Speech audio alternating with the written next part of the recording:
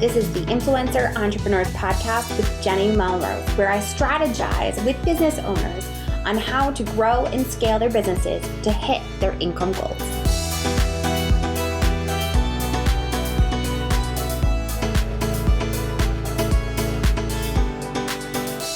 This is episode 237 of the Influencer Entrepreneurs Podcast with Jenny Melrose. Today, we're talking about the 4 pillars of Instagram content creation that you need to have as part of your brand. Now, before we get into this, I want to make sure that if you guys haven't already grabbed my Instagram engagement guide, that you do so. You can hop over to the show notes, which we will have it linked in there, as well as you can always send me a DM on Instagram at Jenny_Melrose and just tell me that you want the Instagram engagement guide and I will send it directly to you via your DMs. Simple, easy, you'll always have the link and minimal work for you to do, right? So today, I really wanted to make sure that we covered the 4 pillars of Instagram content creation because I often, when I'm doing my audits for people for Instagram, see that I'm normally always referring back to these 4 pillars. I'm always going back to making sure that they've kind of categorized their content into one of these pillars. So what I want to make sure that we do is really go through these, dive deep, and then show you how the tools within Instagram can make sure to use each of these.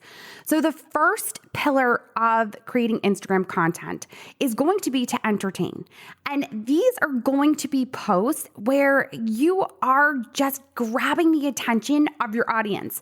Now, some of this you may find work better in stories or reels as compared to the feed. So before we get into any deeper with the pillars, I want to make sure that you hear me referring to the actual pieces of Instagram, because as many of you know, Instagram has decided to take over a lot of other platforms, the way that other platforms work in order to make it their own. So we have the traditional Instagram feed, and you'll hear me referring to that as a feed where you just see the pictures, there's normally a great description, and that's where people can comment. You'll also hear me talk about Instagram stories. We've had a ton of content about Instagram stories on the podcast. Actually, if you wanted to go back to making sure that you are consistently creating content for Instagram stories, go to episode 149 on the podcast and you will be able to listen in on how to make sure you stay consistent with that. So we've got the feed, stories. We also have reels, which isn't really that new anymore. At this point, when this podcast episode is airing, we are looking at the end of June, and reels have been out for, oh my goodness, it's getting close to a year now at this point. So you can also always go back to episode 228 on how to use Instagram Reels, where we talked with Brittany Crossan, and she gave us some great ideas on how to use them. And I'm actually going to refer back to Brittany because Brittany does a great job of entertaining with her Reels. But then the last piece of the traditional Instagram, when we think about it, where they've kind of taken over someone else's platform more or less and made it their own, would be IGTV, which of course we would refer to as YouTube. And we all know that Reels was TikTok and Stories was Snapchat. And Instagram just decided they were going to make it their own. They didn't have any other way to do it, so they just combined it into their platform, which of course is keeping people on the platform, allowing us the ability to be able to grow our audiences in different ways that we weren't traditionally able to with just the feed. So let's go back to that first pillar of entertain. I mentioned that Brittany Crossan does a great job of this.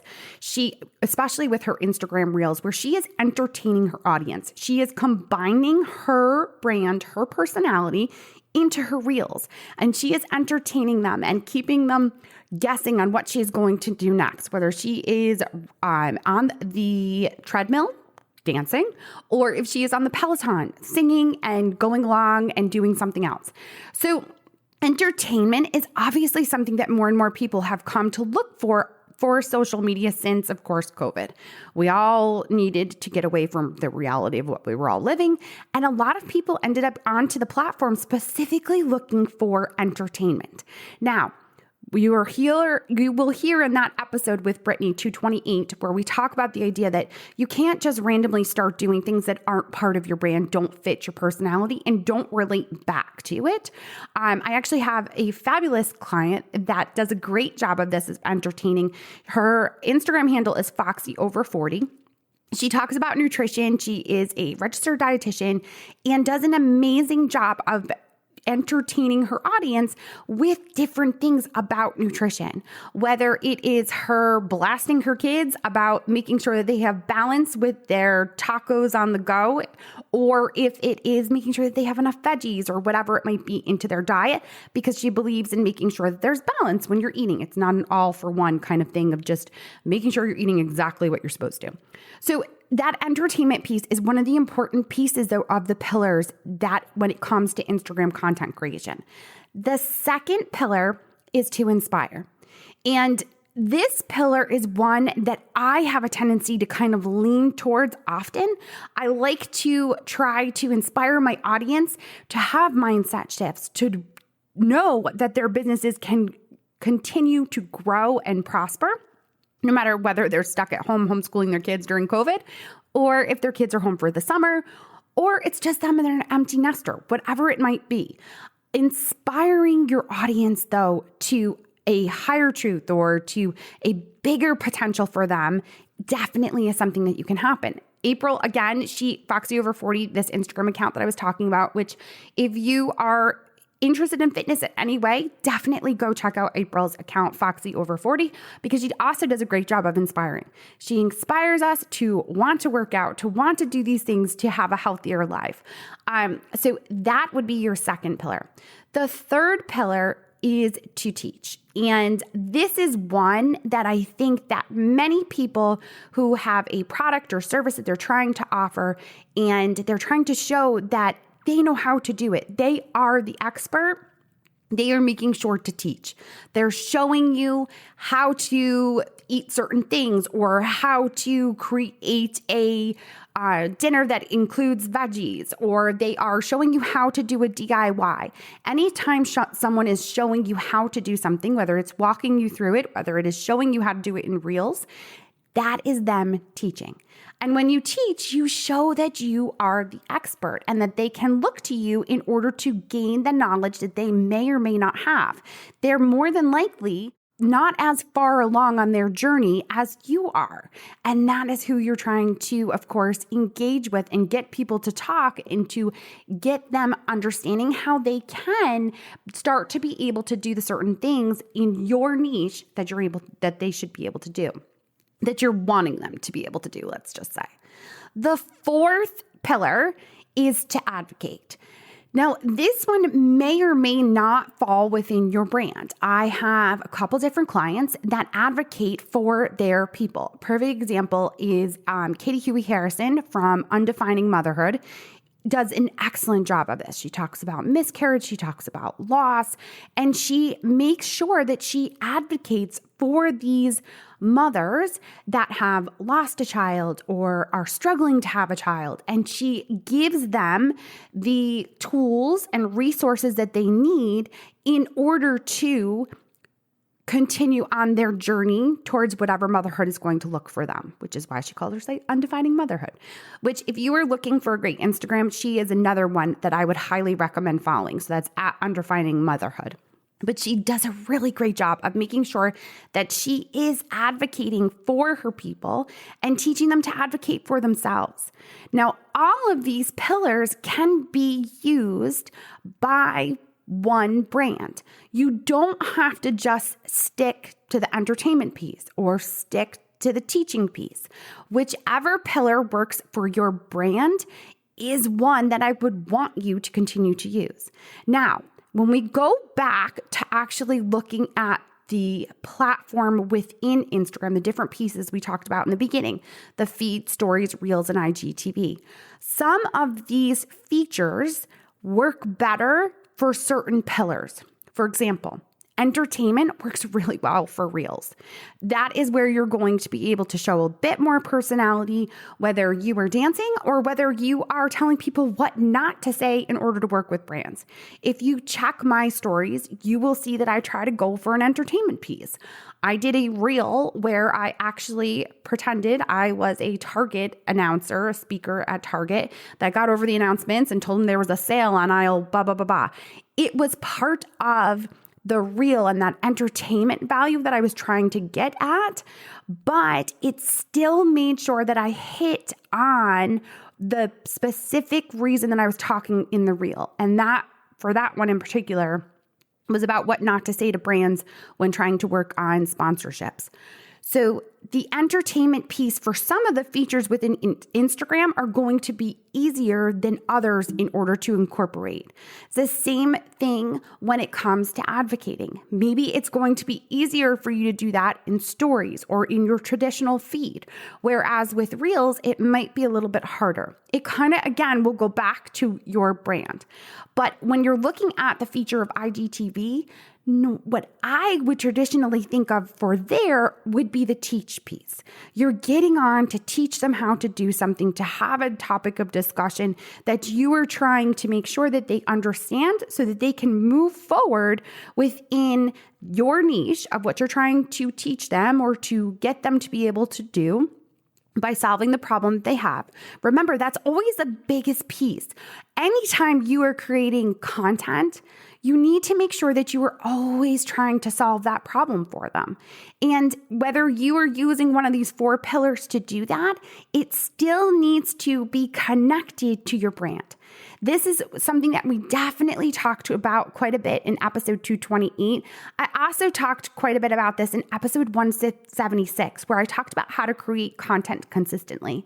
And that was just the idea of creating content across the board. Any type of content, whether it's for social media or whether it is for your website, your podcast, whatever that might look like for you and your business, of where you create content. Because as we know, the more consistent you can become, the better off you're going to be. And for some of us, that does not mean that you have to be consistent on every single platform. You need to determine where your people are. How are they consuming your content? Are they coming straight to Instagram? Are they going to TikTok? Are they going to your website or your podcast? Think about where you can become the most consistent. For me personally, I am most consistent with my podcast. I know that I can deliver the best value for people that are looking for my products, services, and for me to solve their problem via my podcast. So when it comes to social media, I may not be as consistent there as I am with my podcast. You need to have that consistency somewhere. And when you're trying to focus in, it's easiest to do that on the platform that you probably enjoy the most, but most importantly, on the platform where your people actually are. If you are creating content and your people are not there or they are not finding you, then you need to take a look at where are they? What are they using? Try to have these types of conversations with your people, whether it's via your email list, whether it's via Instagram stories, whatever that might look like for you, in order to figure out where the best place is to stay consistent. When you can get into a routine, when you can create a habit out of it, it just makes it that much easier to continue to do. So I want you guys to be able to take a look at the content that you are creating for Instagram and really start to think about, where does my content fall when I'm creating it? Is it falling into one of these pillars? If I'm just randomly posting about a brand of cute shorts that I love and I'm posting about it on my feed and it's not connected to my brand, whether it's sponsored or not, it doesn't make any sense. That, again, is something that you shouldn't be doing. These pillars will help you stay in line with your brand and making sure that when you work on collaborations that are paid or that are just content that you're creating are in line with what your audience is looking for from you. So I want you to really start to think about, how can I take a look at these 4 pillars? How can I apply them into my content. And if you are one that is looking to know whether or not you're doing this, you're not really sure, because I understand that when you are close to it, it is hard to see whether or not you are finding these connections with your people and making sure that you are sticking to your brand. That is something that I do with my Instagram audits. So you can always DM me to get more information about that as well. The first step would definitely be to absolutely make sure that you have my Instagram engagement guide. That is going to walk you through making sure that your brand is in line with everything that we're talking about today. So send me a DM on Instagram at Jenny_Melrose that you'd like to grab that Instagram engagement guide. I will make sure to send that over to you. If you have questions about my audits, please feel free to send me a DM about that as well. As always, I appreciate you guys so much for listening in. If you haven't already left a rating or review on iTunes, I would so appreciate it if you took the time to do it. We have had some blockbuster experts come on and be guests for the podcast, and it's because of your ratings and reviews. When they can see that there are listeners actually engaging and taking the time to leave a review, it makes them want to come on and share their knowledge because they understand that there's an audience that is thirsting for it. So if you haven't already left a rating or review on iTunes, I would so appreciate it if you took the time to do that. As always, you guys, I appreciate you all so much, and I will see you all next time.